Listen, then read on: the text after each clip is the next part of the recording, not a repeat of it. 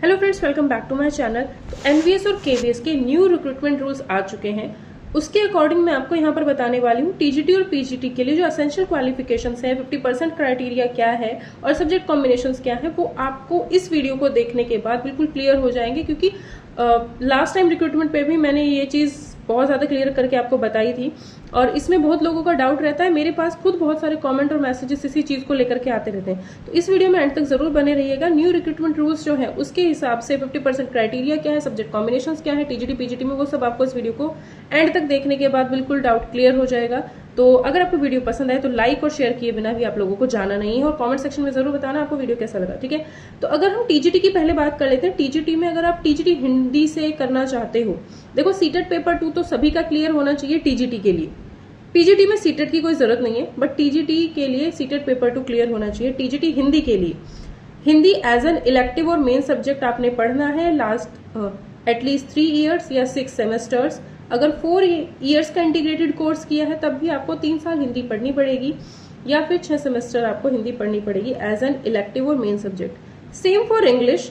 Maths की अगर हम लोग बात करें तो मैथ्स के लिए मैथमेटिक्स आपको 3 साल पढ़ना है एज इलेक्टिव और मेन सब्जेक्ट। ठीक है, एटलीस्ट 3 ईयर्स या फिर 6 सेमेस्टर मैथ्स आपने पढ़ना ही पढ़ना है।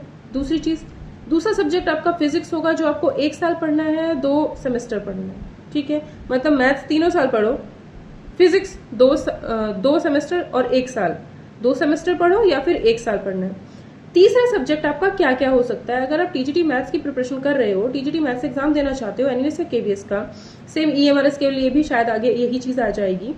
तो मैथ्स आपको 3 साल पढ़नी है यानी 6 सेमेस्टर पढ़नी है। फिजिक्स 1 साल पढ़नी ही पढ़नी है, कम से कम 1 साल, ज्यादा कितना भी पढ़ लो वो दिक्कत नहीं है, बट कम से कम 1 साल यानी 2 सेमेस्टर, कहीं सेमेस्टर वाइज होगा कहीं ईयर वाइज।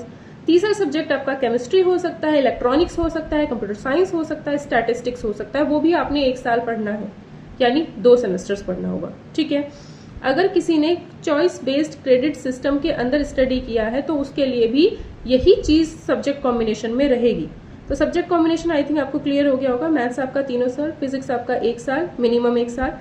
तीसरा सब्जेक्ट आप केमिस्ट्री ले सकते हो, इलेक्ट्रॉनिक्स पढ़ सकते हो, कंप्यूटर साइंस पढ़ा हुआ होना चाहिए, स्टैटिस्टिक्स वो भी 1 साल यानी 2 सेमेस्टर। अगर आपने बीएससी ऑनर्स फिजिक्स में किया है या केमिस्ट्री में किया है तो आप एलिजिबल ही नहीं हो टीजीटी मैथ्स की पोस्ट के लिए, ये ध्यान रखना।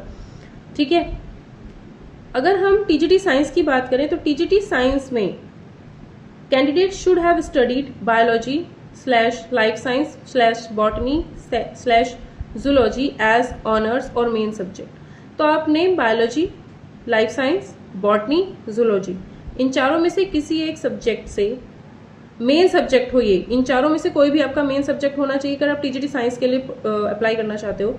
बायोलॉजी मेन सब्जेक्ट हो सकता है, लाइफ साइंस हो सकता है, बॉटनी हो सकता है, जूलॉजी हो सकता है। अगर ऑनर्स भी इनमें से किसी से किया है तो भी दिक्कत नहीं है। 6 सेमेस्टर पढ़ा हुआ होना चाहिए ये सब्जेक्ट या 3 साल पढ़ा हुआ होना चाहिए। ठीक है, उसके बाद बाकी 2 सब्जेक्ट आपके क्या होने चाहिए?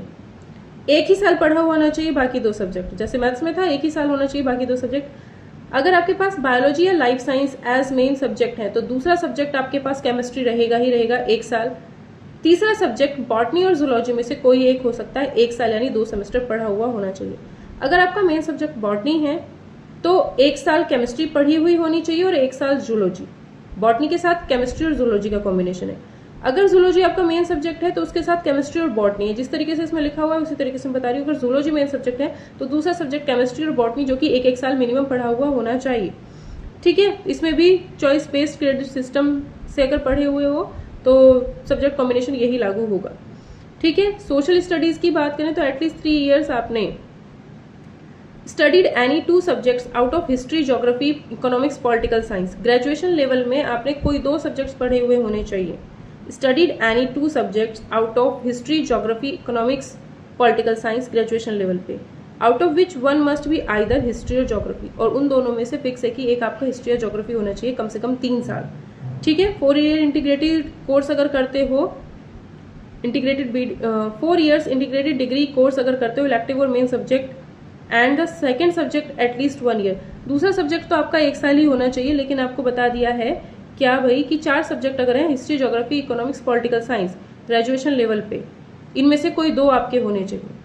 ठीक है, out of which one must be either history और ज्योग्राफी, जो कि 3 साल होना चाहिए। तो हिस्ट्री और ज्योग्राफी आपने 3 साल पढ़ी हुई होनी चाहिए, ठीक है। थर्ड लैंग्वेज के लिए भी जो कंसर्न रीजनल लैंग्वेज होगी वो अपने मेन सब्जेक्ट के तौर पर एटलीस्ट 3 ईयर्स यानी इलेक्टिव सब्जेक्ट के तौर पर एटलीस्ट 3 ईयर्स पढ़ी हुई होनी चाहिए, ठीक है। डिजायरेबल क्वालिफिकेशन में आपका एक्सपीरियंस है, नॉलेज ऑफ कंप्यूटर एप्लीकेशन है, नहीं भी है तो भी चलेगा, है तो बहुत अच्छी बात है, प्लस पॉइंट रहेगा आप लोगों के लिए, ठीक है। तो ये चीजें आप लोगों के लिए टीजीटी के लिए थी। अगर मैं यहाँ पर पीजीटी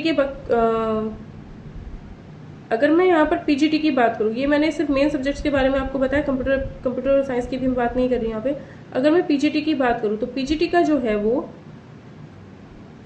पीजीटी में जो भी आपका कंसर्न सब्जेक्ट होगा, ठीक है, जैसे मैंने मैथ्स से एमएससी किया है तो मैथ्स में एमएससी में मेरा 50% होना चाहिए, बीएससी में चाहे कुछ भी हो उससे मतलब नहीं है, लेकिन मैथ्स में एमएससी में 50% मिनिमम होना चाहिए, ठीक है। तो पोस्ट ग्रेजुएट अगर किया है, टीजीटी के लिए मैक्सिमम एज 35 है, बाकी रिलैक्सेशन जो होते हैं उस हिसाब से ओबीसी एससी एसटी वगैरह, और पीजीटी के लिए मैक्सिमम एज 40 ईयर्स है, 5 ईयर्स का रिलैक्सेशन है अगर एनवीएस के एम्प्लॉय हो तो, ठीक है।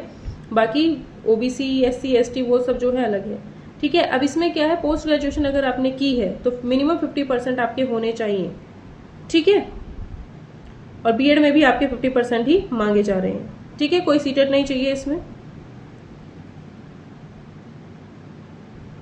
पीजीटी इंग्लिश है तो मास्टर इंग्लिश में हो, पीजीटी हिंदी है तो मास्टर्स हिंदी में हो, पीजीटी फिजिक्स है तो इस फिजिक्स में ही आपका मास्टर्स होना चाहिए या कोई और any specialization in concern subject, same chemistry, same for maths, same for economics and biology, history and geography and commerce, सबके लिए सेम ही है, ठीक है। तो बाकी और डिजायरेबल है एक्सपीरियंस अगर आपके पास टीजीटी का कहीं है, या फिर वर्किंग इन रेजिडेंशियल स्कूल, वो भी अगर आपके पास कोई एक्सपीरियंस है, और नॉलेज ऑफ कंप्यूटर एप्लीकेशन, ये कोई एक्सपीरियंस है एक्स्ट्रा में है तो कोई दिक्कत नहीं है। तो मेन चीज़ जो होती है ना, वो आप लोगों को कन्फ्यूजन 50% क्राइटेरिया में होता है, वो मैंने आपको बता दिया। सब्जेक्ट कॉम्बिनेशन में जो कंफ्यूजन होता है वो भी मैंने आपको बता दिया। आई होप अगर आपको ये वीडियो सेशन पसंद आया हो तो प्लीज़ इस वीडियो को ज़्यादा से ज़्यादा लाइक करना, शेयर करना, और अपनी तैयारी को स्पीडली अब बढ़ा लो, क्योंकि एकदम से मई में अभी एनवीएस का किसी रिक्रूटमेंट का एग्जाम होना है, तो तब तक तो एग्जाम होने के कोई चांस है नहीं, यानी जून जुलाई अगस्त सितंबर आगे आपका आने वाले टाइम में एग्जाम होगा, और तैयारी बहुत अच्छे से कीजिए। अगर आपको जॉब लेनी है तो इस साल वैकेंसी आएंगी, फिर 2-3 साल के लिए फिर वही हो जाता है, नहीं आती है वैकेंसी, तो आप बहुत अच्छे तरीके से अभी से पढ़ना शुरू कर दीजिए जिन्होंने अभी तक शुरुआत नहीं की है। अगर आपको किसी भी पेड बैच में एनरोल करना है तो स्क्रीन पर व्हाट्सएप नंबर शो हो रहा है, उस व्हाट्सएप नंबर पर कॉन्टैक्ट कीजिए, और कोई भी पेड बैच आप में टीजीटी मैथ्स के लिए, पीजीटी मैथ्स के लिए आप पेड बैच में एनरोल कर सकते हो, एनवीएस और केवीएस के लिए। और अगर सेल्फ स्टडी कर रहे हो ना तो चैनल पर बहुत कुछ करवा रही हूँ प्रैक्टिस, उस सबको फॉलो कीजिए अभी से ही। नहीं किया है तो यूथ वाली प्लेलिस्ट में जाइए, देखिए, उनको पढ़िए, फ्री में ही है वो सब। तो जो सेल्फ स्टडी करना चाहते हो वो सेल्फ स्टडी करो चैनल से। जो बेसिक ज्यादा कमजोर है पेड बैच में आओ, बेसिक्स अच्छे से क्लियर करो, प्रैक्टिस करो, तब जाके आपको इम्प्रूवमेंट मिलेगा। 2 से 4 महीने के अंदर आपको खुद के अंदर देखने को इम्प्रूवमेंट मिलेगा। तैयारी बहुत अच्छे से करनी पड़ेगी क्योंकि कॉम्पिटिशन बहुत रहेगा, ठीक है। तो पढ़ते रहिए, तैयारी कीजिए बहुत अच्छे से, और वीडियो कैसा लगा है कमेंट सेक्शन में ज़रूर बताना, और शेयर ज़्यादा से ज़्यादा ज़रूर कर देना।